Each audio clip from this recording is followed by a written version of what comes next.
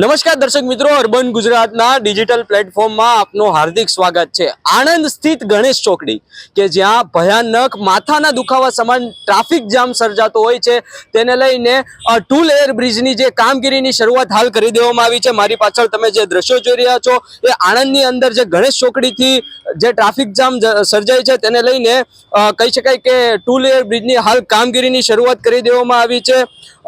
Two layer બ્રિજની કામગીરી શરૂઆત કરી દેવામાં આવી છે। તેમજ જે મારી પાછળ દ્રશ્યો જુઓ છો એ દ્રશ્યો ગણેશ ચોકડીથી અમૂલ ડેરી જતા રોડના છે કે જ્યાં ટુ લેયર બ્રિજની હાલ કામગીરીની શરૂઆત કરી દેવામાં આવી છે। 156 કરોડના ખર્ચે આ ટુ લેયર બ્રિજ બનાવવામાં આવશે। સાથે સાથે વાત કરવામાં આવે કે આણંદ શહેરમાં વધતા જતા ટ્રાફિકના નિયમોને લઈને આ મહત્વનો નિર્ણય લેવામાં આવ્યો છે। અને જો વધુમાં માર્ગ મકાન વિભાગના જણાવ્યા અનુસાર વાત કરવામાં આવે કે ઓવરબ્રિજ જે છે એ 5.5 મીટર એક લેયર અને તેનાથી ઉપર 11.5 બીજો લેયર એમ કરીને 2 માર્ગ બનાવવામાં આવશે। આ માર્ગ મકાનના જણાવ્યા અનુસાર તમને હાલ અમે માહિતી આપી રહ્યા છે। તેની સાથે સાથે વાત કરવામાં આવે કે આણંદ શહેરમાં વધતી જતી ટ્રાફિકની સમસ્યાને લઈને આ મહત્વપૂર્ણ નિર્ણય લેવામાં આવ્યો છે। જી દર્શક મિત્રો, આ તમે જે જોઈ રહ્યા છો એ આણંદના દ્રશ્યો છે। આપણી સાથે અહીંયાના એક એન્જિનિયર જોડાઈ ગયા છે, તેની સાથે સીધી વાત કરવાની કોશિશ કરીશું। જી, આપનું નામ? પ્રણવ દલવાડી માંડવી। જી, આ જે ટુ લેયર બ્રિજ બનવાનો છે શું કહેશો એના વિશે? આ ટુ લેયર બ્રિજ આપણે ગણેશ ચોકડી ઉપર બની રહ્યો છે, જે એનું કામકાજ અત્યારે અમૂલ ડેરી ફાટકથી લઈને અમૂલ ડેરીના ગેટ સુધી ચાલુ કરેલ છે અને એનો ટ્રાફિક સર્વિસ રોડ પર અમે ડાયવર્ટ કરેલ છે। આજ રોજ કલેક્ટર શ્રી દ્વારા જાહેરનામું બી બહાર પાડી દેવામાં આવ્યું છે। જે ભારે વ્હીકલો છે તેને બોરસદ ચોકડી તરફથી થઈને બોરસદ ચોકડી બ્રિજ ઉપર થઈ વ્યાયામશાળાથી જૂની સિવિલ કોર્ટ વાળા રોડે થઈને અમૂલ ડેરી તરફ જશે અને મધ્યમ વાહનો જે છે જેમ કે ગાડી છે, રિક્ષા છે, એ લોકો સર્વિસ રોડનો ઉપયોગ કરી શકશે।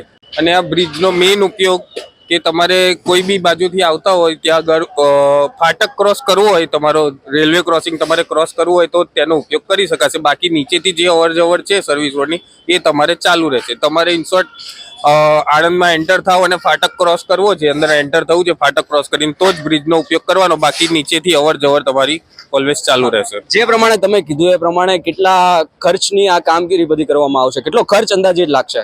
અંદાજિત આપણે 150 થી 155 કરોડ ટેન્ડરની રકમ છે। અને અંદાજિત કેટલા સમયની અંદર આ બ્રિજની કામગીરી પૂર્ણ થઈ શકે છે તમે એવું માનો છો? અંદાજિત તમારે 2 વર્ષની અંદર થઈ શકશે પૂરી કામગીરી। અને આ જે વધતા જતા ટ્રાફિકના લીધે આ જે બ્રિજ બનાવવાની કામગીરી જે હાથ ધરવામાં આવી છે, શું કહેશો એના વિશે અત્યારે તમે?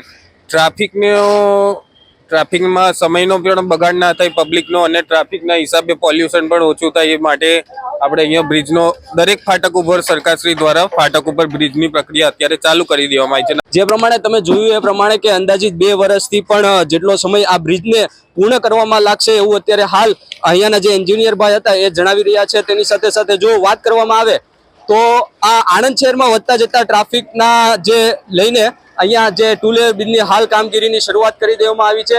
સાથે સાથે તમે જોઈ શકો છો કે ઘણા બધા મજૂરો અહીંયા કામ કરી રહ્યા છે અને જે મશીનો છે એ પણ અહીંયા લાવી દેવામાં આવ્યા છે। અને સાથે સાથે જે સર્વિસ રોડ છે એની પણ હાલ આ કામગીરી શરૂઆત કરી દેવામાં આવી છે, જેને લઈને અત્યારે જે ટુ લેયર બ્રિજ બનાવવામાં આવે છે તેનો ઉપયોગ પણ આ લોકો નથી કરી શકતા, પરંતુ સર્વિસ રોડનો ઉપયોગ કરે અને પોતાના જે કર્તવ્ય સ્થાન છે ત્યાં સુધી એ લોકો પહોંચે। હવે જોવાનું એ રહ્યું કે આ બ્રિજની કામગીરી ક્યારે પૂર્ણ થશે અને આણંદ શહેરના જે લોકો છે જે ટ્રાફિકના લીધે મૂંઝાતા હોય છે ક્યારે છુટકારો પામશે। કેમેરામેન કીર્તન ઠાકોર સાથે હું છું અક્ષર રચોડિયા, અર્બન ગુજરાત, આણંદ।